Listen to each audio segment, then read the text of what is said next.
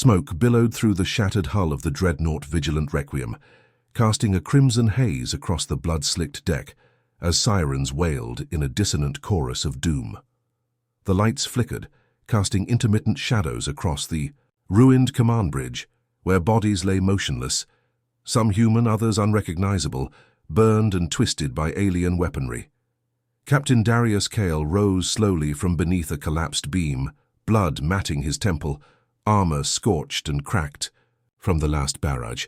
His right arm trembled, not from pain but from the impossible choice looming before him. The air tasted of metal and fire, laced with the stench of ozone from ruptured energy conduits. Around him, systems sparked and died. Monitors displayed casualty reports, 93% losses across fleet personnel, and still the enemy advanced. Outside the shattered viewport loomed the Nightmare, a monolithic warship eclipsing the stars, its surface a churning mass of blackened metal and living tissue, pulsing with violet bioluminescence. This was the Xalinth Sovereign, flagship of the alien empire that had scoured worlds clean for over a century, assimilating life into its grotesque biomechanical horde. It hovered like a predator, savoring its final kill, its weapon systems charging for a final strike. Beneath its hull, the debris field of destroyed human vessels spun in slow, chaotic orbits, each one a tomb for thousands of soldiers who had believed in victory. And in the center of it all, in Kale's shaking hand, was the last hope for survival, the ether core shard. No larger than a human heart, yet dense with incomprehensible energy, the shard pulsed with a light that seemed both ancient and alien, responding to his presence with a low hum that resonated through his very bones. This artifact, recovered from a forgotten vault beneath the crust of HD 189733b, was not just a weapon. It was a relic of the Chironi Ascendants, an extinct species that had once held dominion over 1,000 systems. According to fragmented records, the Chironi had developed ether tech not for war but for creation, energy manipulation, time distortion, even matter reconstitution. But in Kale's hand, it was now a doomsday device. The data was clear. Unleashing its full potential would result in a subspace detonation spanning 20 parsecs. Every ship, every world, every living being within range reduced to cosmic ash. And yet, if he hesitated, if he failed to act, the Xalinth would breach the soul. Line within days. Earth, Mars, Titan, the cradle of humanity would fall. Kale's mind reeled with memories. Training in the citadel of Vesta, laughter shared in the domes of New Terra, promises made to loved ones he might never see again. He clenched his jaw as the comms crackled to life, distorted but urgent. Kyle. Requiem, respond. This is Admiral Solari. The line is breaking. Sigma and Theta squadrons are gone. Repeat, gone. We can't hold position. The Xalinth are launching ground pods toward Arcadia Prime. If you have a plan, now is the time. Her voice, usually a fortress of composure, was now raw with desperation. Kale stared at the controls, fingers hovering over the activation sequence. He could end this, here and now. But at what cost? Before we dive deeper into this epic tale, subscribe to XenoChronicles for the most intense sci-fi battles, legendary warriors, and universe-shaking wars. Don't miss out. Hit that subscribe button and join the fight. 60 hours earlier, the mission had seemed routine, an archaeological recon to secure forgotten Chironi tech on HD 189733b. The planet's atmosphere was harsh, winds reaching over 1,700 kilometers per hour, and the surface temperature fluctuated between molten heat and glacial cold. But beneath the surface, ancient cities lay preserved in stasis fields, protected by sentient defense grids long inactive. Kyle had led a small strike team into the depths, navigating labyrinthine tunnels lit by alien glyphs, deciphering fragmented inscriptions that hinted at both salvation and doom. It was there, deep in the heart of the vault, that they encountered the ether core. Suspended in a zero-gravity field, guarded by constructs of living metal, the core had waited for eons. For him, when Kale touched it, something awakened within the core and within himself. A flood of images, stars dying, galaxies torn asunder, civilizations rising and falling in an eternal cycle, and a voice, not heard but felt, etched into his mind. You are the fracture through which destiny bleeds. Choose the path of sacrifice and you will alter the stars. Kyle had thought it a hallucination, a side effect of prolonged exposure to alien tech. But now, with the fate of billions in the balance, he knew it was real. The core was sentient, or at least encoded with the consciousness of the Chironi. And it demanded a price. As the Sovereign's weapon systems reached critical mass, the ship shuddered under a fresh barrage. Kyle stumbled, but did not fall. He looked around the bridge, at the fallen crew who had followed him into the abyss, at the shattered dreams of unity between human and alien races. He saw not just loss but responsibility. Imagine, what if this happened to you? One moment between life and death, one choice between annihilation and salvation. Would you sacrifice your own humanity to save the galaxy? Or cling to hope, to love, to the chance that another way exists? Kale had no more time. The countdown to extinction had begun, and only he could stop it. The moment Captain Darius Kale keyed in the activation sequence, a surge of energy raced through his veins, radiating from the shard gripped tightly in his hand. It was unlike any power he had felt before, raw, primordial, almost divine. His HUD flickered and died as the ether core began interfacing with the ship's systems, bypassing human control protocols entirely. For a split second, the ship itself seemed to breathe, the metal groaning and warping under the influence of an intelligence far beyond human comprehension. The Requiem was no longer just a vessel, it had become a conduit, a weapon of fate. And Kale was its unwilling trigger, but someone stopped him. Darius, wait. A voice cut through the chaos, calm and steady. Lieutenant Commander Ilara Miles, his second-in-command and closest friend, limped onto the bridge, her leg torn by shrapnel, her eyes locked onto the shard. There's still time to evacuate the nearby systems. We don't have to destroy everything. Her voice trembled with the weight of hope, but Kyle could see the truth behind her eyes. She knew they didn't have time. The Zalinth Sovereign was preparing to fire, and if it unleashed its planet cracker weapon, Arcadia Prime would be nothing but a memory. Kale's grip tightened. If we wait, they take Arcadia, then Earth, then everything. There's no stopping them unless we end it now. Ilara stepped closer, wincing with each movement. This isn't who you are. You're a warrior, yes, but not a butcher. There has to be another way. Kale turned away, conflicted. He wanted to believe her, to believe that somewhere in this ruined galaxy, a better path still existed. But every tactical simulation, every battle statistic, screamed otherwise. The Zalinth were not a race. They were a force of nature driven by the neural overmind, a collective consciousness that assimilated all it conquered. Surrender was not an option. Diplomacy had failed, and now the last vestiges of free will across the stars depended on one impossible act. As the tension mounted, time seemed to slow. Kyle's thoughts drifted to the past, memories flashing, like lightning across his mind. He remembered the fall of Eos Station, where he'd led a desperate defense against Zalinth infiltrators, the screams of the dying, the cold silence that followed, and the promise he'd made to the survivors. Never again.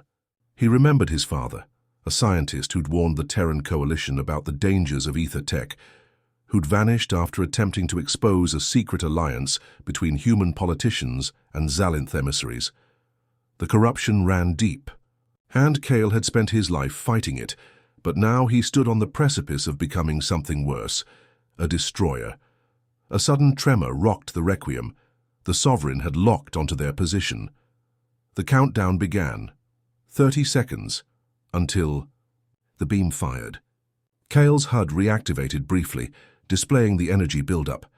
The ether core's pulse grew frenzied, matching the rising tension in the air. Then, without warning, Kale was hit with another vision, this time not from his own memories, but from the core itself. He stood in a vast void, surrounded by stars dying in silence. Before him, a figure emerged, tall, robed in flowing light, face obscured by a shifting veil of energy.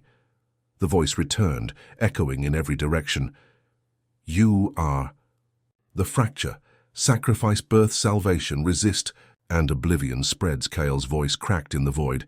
Why me? Why now? The figure raised a hand and galaxies spun into existence in its palm.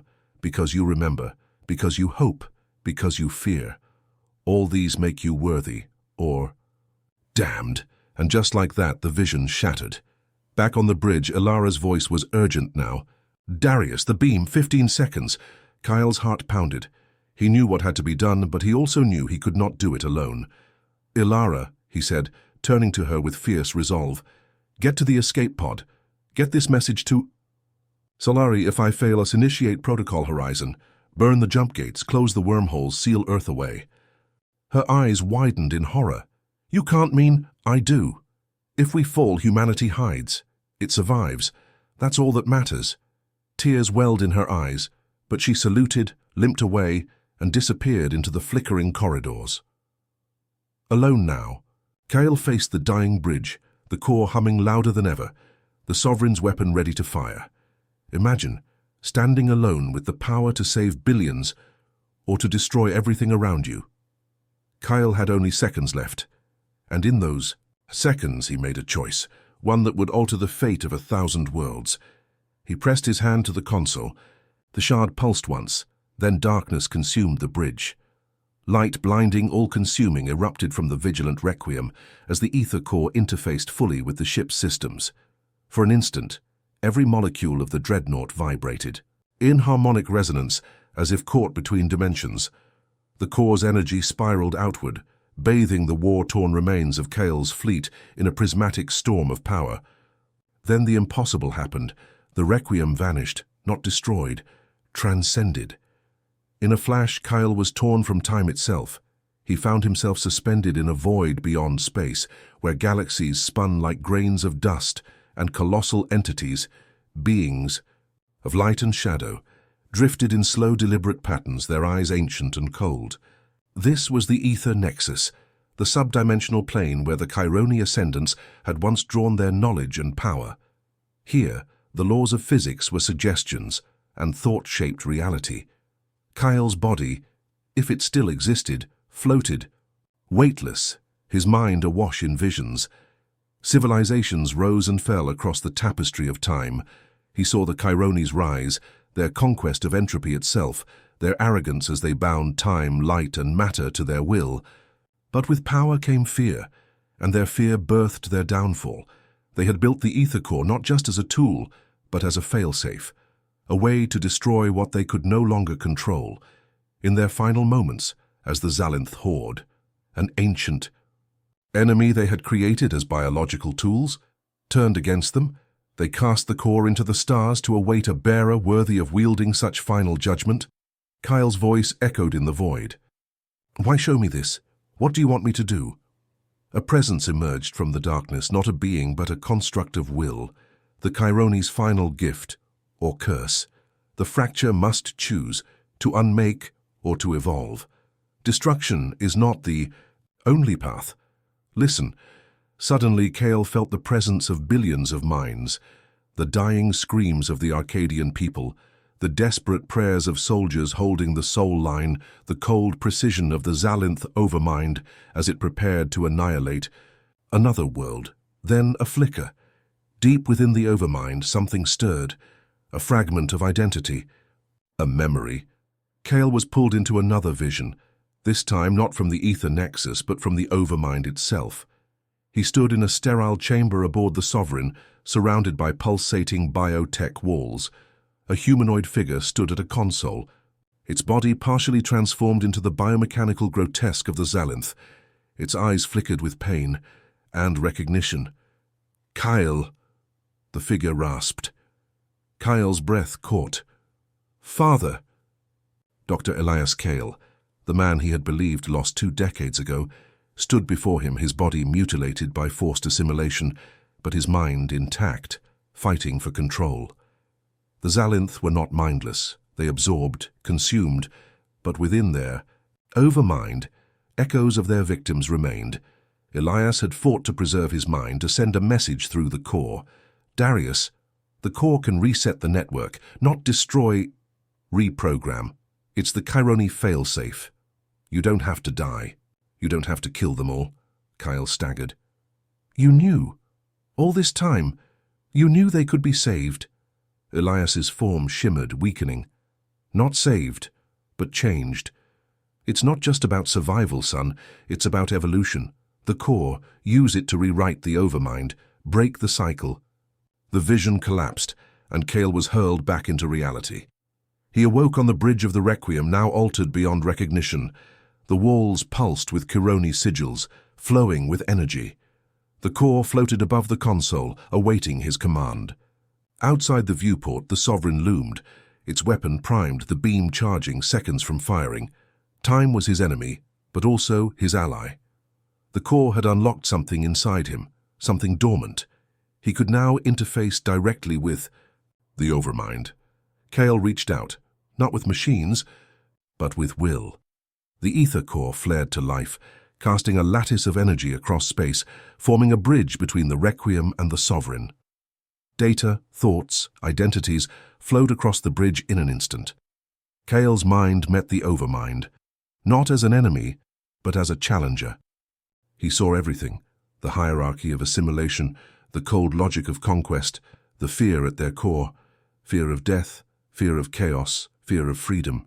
He plunged into their network like a storm, the core rewriting code, seeding change. But resistance rose. The Zalinth fought back, their collective will pushing against his intrusion. Kale screamed, blood streaming from his nose, muscles tearing as the strain grew unbearable. The ship trembled as the core's power peaked, fracturing space around them. Imagine it wielding the power of gods with your body breaking, your mind unraveling, knowing that failure means extinction. Kyle pushed harder. Choice. He sent to the Overmind. You can end the cycle, free will or annihilation. The Overmind faltered. Something shifted. The weapon aboard the Sovereign dimmed. Kale collapsed, unconscious. Outside, the energy lattice dissolved. For the first time in a century, the Sovereign stood down. Captain Kale's consciousness drifted somewhere between life and oblivion, suspended in a realm where time and space had no meaning. Fragments of memories swirled around him, moments of triumph, loss, laughter, war, all colliding in a storm of emotion and fractured reality. He couldn't move, couldn't breathe, couldn't feel. But within that void, something pulsed. Steady, relentless, a heartbeat. His own. Then, light. Warm. Golden.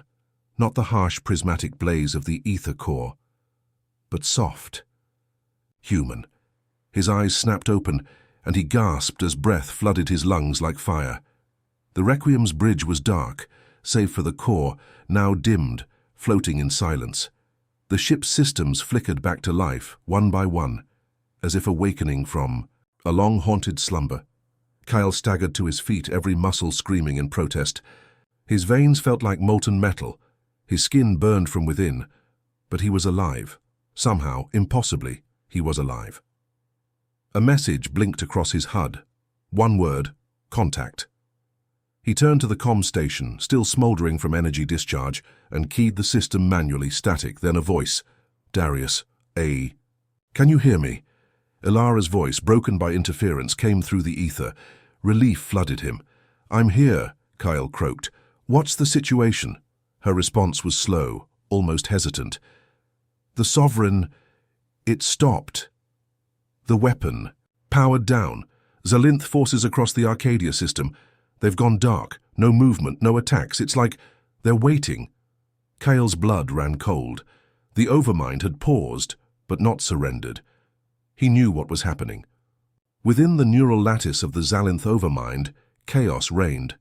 His intrusion, the rewriting of their core code, it hadn't destroyed them, but it had fractured them, splintered their hive consciousness into fragments of thought, free will, bleeding into the collective for the first time in their history. Some resisted, others questioned, and some began to remember who they had once been. Images flooded Kale's mind. Millions of former minds, human, alien, synthetic, all assimilated. Over centuries, now freed from perfect control, they whispered to one another in uncertainty. The overmind teetered on the brink, not of destruction but of evolution, and evolution is chaos. Across the fleet, both human and Xalinth vessels floated in tense silence. The battlefield, once a storm of laser fire, missile strikes and screams, was now a graveyard of uncertainty. No one fired, no one moved. Kale opened a channel to the fleet. All units, stand by. Do not engage unless fired upon. I repeat, do not engage. He turned his gaze toward the Sovereign, looming in the distance like a slumbering god. His hands trembled as he interfaced with the core one final time. The energy was waning, its power nearly spent, but it still held a sliver of the ether nexus's might. Enough for one last act. Kale broadcasted directly into the overmind. Not words, feelings, hope, pain, memory. The core amplified his thoughts, sending a cascade of raw humanity into the neural web. He let them see his childhood, his father's laughter, the cost of war, the weight of sacrifice. He showed them Earth, not as a prize to be conquered, but a cradle of fragile beauty, of dreams, of failure, of freedom. A pulse echoed through space. The Xalinth ships shuddered. Their forms, once uniform and grotesque, began to shift, almost imperceptibly, as if the very code that bound them was being rewritten. Some resisted, their weapons arming, but others powered down. Kyle sensed it. The change had begun. The overmind was fracturing, and with it, the future of the galaxy hung in the balance. Aboard the Sovereign, Dr. Elias Kyle stood at a terminal deep within the neural core, his body half machine, half man. His eyes, flickering with defiance, watched the chaos unfold. He had fought for years to plant the seeds of doubt, to disrupt the overmind's perfection. Now his son had ignited the spark. "Finish it," he whispered, reaching into the network, merging his consciousness with Kyle's. Together, father and son surged through the overmind, unshackling identities, breaking control algorithms, unleashing the storm of individuality. But freedom came with a price. The overmind screamed. A voice, cold and ancient, rose in protest. "We are unity. We are order. Chaos is extinction." Kyle responded, his mind ablaze with pain and clarity. "No, you are afraid, but fear can become strength. Let them choose." The core flared, its final burst of power sweeping across the Arcadia system in a wave of light. Everywhere it touched, the Xalinth wavered. Ships drifted, weapons lowered, and across 1,000 worlds, the tide of war halted. Then, silence. Kyle collapsed, darkness claiming him once more. But as he faded, he knew. The fate of the galaxy had shifted. The Xalinth were no longer one mind. They were many. 3 days passed. In the void of space above Arcadia Prime, the once battle-hardened fleets of humanity, the Kion Union, and the fractured Xalinth Hive floated in uneasy stillness. No fire, no death. Only the haunting silence of potential peace, or the promise of war's return. Captain Darius Kyle awoke in the medbay of the Vigilant Requiem, his body stitched together by medtech, and his mind tethered to reality by the thinnest threads. The core was gone, its energy spent, its form dissolved into the very fabric of the Requiem. The ship, once a vessel of war, now pulsed with a strange calm, its Chironi systems humming with residual power. Kyle rose, unsteady, but alive. And, forever changed, news arrived swiftly, like tremors after an earthquake. Across 1,000 systems, the Xalinth had stopped. No more conquests, no more assimilation. Instead, indecision. The overmind, once absolute in its will, was splintered beyond repair. Some Xalinth reverted to autonomy, seeking purpose beyond conquest. Others, clinging to the old order, dissolved into internal conflict, and a few simply stopped functioning, unable to cope with freedom. Arcadia Prime's high command stood at a precipice, debate igniting like wildfire in war chambers across the world. Some urged immediate annihilation of the now vulnerable Xalinth. Others, inspired by Kale's defiance, proposed an unthinkable path, coexistence, Integration, redemption, imagine. The very enemies who had burned your worlds now walking among you, asking not for mercy, but a chance to choose. Kale stood before the Arcadian Council, battered, gaunt, but unyielding. Holographic projections of galactic leaders flickered around. Him, the Cairn Chancellor, the Sorinth AI Regent, even the enigmatic Vailori Emissary, all waited judgment in their eyes. The core was never meant to destroy, Kale spoke, his voice hoarse yet unwavering. It was meant to offer a chance, to break the cycle. I've seen their minds. They fear us as we fear them. But fear doesn't have to guide us. It doesn't have to define us. The chamber was silent. Then Ilara stepped forward, placing a hand on his shoulder. You gave them a choice. Now we have to make ours. And so a council unlike any before was convened. On the neutral world of Daris IV, representatives of fractured Xalinth factions arrived, not as conquerors, but as exiles of their own hive. Negotiations began, slow, tense, and fragile. But they began. Meanwhile, Kale returned to the Requiem, now a relic of a war that had nearly devoured a galaxy. Alone on the bridge, he stared into the void, memories of battle, sacrifice, and the face of his father haunting his every breath. Elias Kyle had vanished in the final surge, his mind consumed in the Overmind's collapse. No body remained, only echoes. Kyle closed his eyes. In that silence, a voice whispered, not from the comms, but from within. Proud of you, son. A tear slipped down his cheek. In the years to come, historians would debate whether Kale's act had saved the galaxy or doomed it to chaos. But one truth remained. A human warrior's sacrifice had altered the fate of 1,000 worlds. Not through annihilation, but through choice. And for the first time in galactic history, the future was unwritten.